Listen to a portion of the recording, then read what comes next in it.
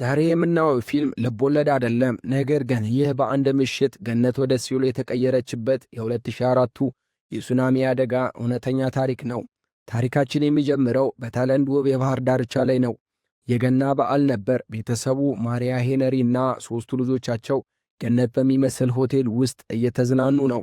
ማሪያ መጽሐፍ እያነበበች ነበር። ልጆቹ በመዋኛ ገንዳ ውስጥ ኳስ እየተጫወቱ ነው።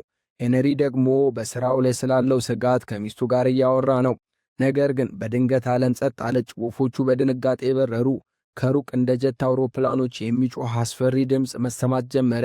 ማሪያ ቀና ስትል የምታየው ነገር ማመን የማይቻል ነው።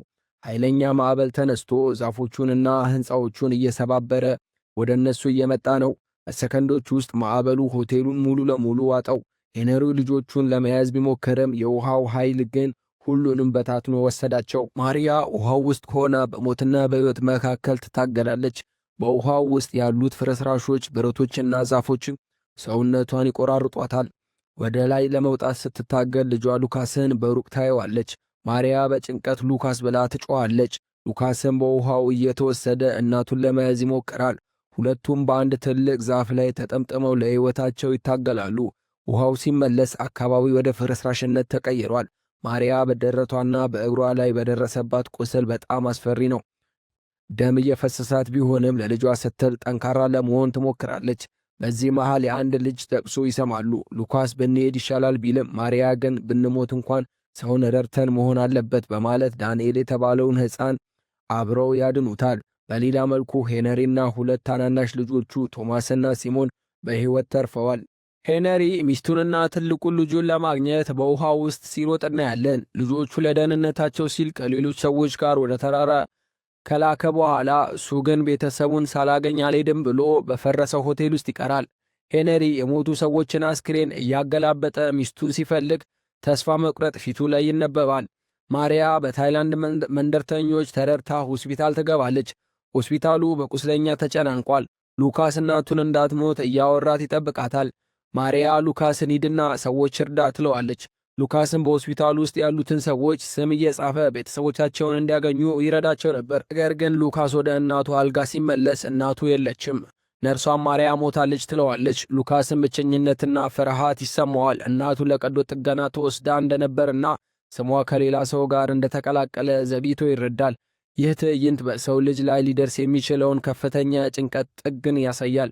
ሄነሪ አሁንም ፍለጋውን ቀጥሏል። በአጋጣሚ ማሪያና ሉካስ ወዳሉበት ሆስፒታልም ይመጣል። በተመሳሳይ ሰዓት ቶማስና ሲሞን በጭነት መኪናው እዚያው ሆስፒታል ውስጥ ደርሰው በሉካስ ከአንድ የሆስፒታል በረንዳ ላይ ሆኖ አባቱ ከሩቅ ያየዋል። አባዬ አባዬ ብሎም ይጮኻል። ሄነሪ ድምፁን ሰምቶ ይዞራል። በዚያ ቅጽበት ቶማስና ሲሞንም ከመኪናው ወርደው ወደ ወንድማቸው ሉካስ ይሮጣሉ። ሦስቱ ወንድማማቾች በሆስፒታሉ መካከል ተቃቅፈው የሚያለቅሱት ትዕይንት ተመልካችን በእንባ የሚያርስ ነበር። ሄነሪ ሚስቱ ማሪያ በሕይወት መኖሯን ሲረዳ የፈለጋው ድካም ሁሉ ይጠፋል። ፊልሙ የሚያበቃው ቤተሰቡ በልዩ አውሮፕላን ወደ ሲንጋፖር ለሕክምና ሲሄዱ ነው። ማሪያ በመስኮት በኩል የታይላንድን ውድመት ስትመለከት ታለቅሳለች። እነርሱ ተርፈዋል፣ ነገር ግን በሺህ የሚቆጠሩ ቤተሰቦች ግን ለዘላለም በሞት ተለይተዋል። ሉካስ በእጁ ላይ የጻፋቸውን የሰዎች ስም እያየ በሕይወት መኖር ምን ያህል ትልቅ ስጦታ እንደሆነ ይረዳል። ፊልሙ የማይቻለውን ነገር ማለፍ የሚቻለው በፍቅርና በተስፋ ብቻ ነው የሚል መልእክትን ያስተላልፋል። ተመልካቾች፣ የዘ ኢምፖሲብል ታሪክ በዚህ ያበቃል። ይህ ፊልም ዝም ብሎ ስለ ተፈጥሮ አደጋ የሚያወራ ሳይሆን በሰው ልጅ ውስጥ ስላለው የማይበገር ጥንካሬ የሚያስተምር ድንቅ ሥራ ነው። ማሪያ እና ሄነሪ እና ልጆቻቸው ያንን ሁሉ መከራ አልፈው ሊገናኙ የቻሉት በአጋጣሚ ሳይሆን አንዳቸው ለሌላኛቸው የነበራቸውን ጥልቅ ፍቅርና ተስፋ አልቆርጥም የሚል ጽኑ አቋማቸውን ነው። ይህ ቪዲዮ ከተመቻችሁ ላይክ ማድረጋችሁን እንዳትረሱ። እንዲህ አይነት ልብ የሚነኩ የፊልም ታሪኮችን በዝርዝር ለማግኘት ከፈለጋችሁ ደግሞ ቻናሉን ሰብስክራይብ በማድረግ ቤተሰብ ይሁኑ። ስለተከታተላችሁን ከልብ አመሰግናለሁ። በቀጣይ ቪዲዮ እስከምንገናኝ ድረስ ቸር ሰንብቱልኝ።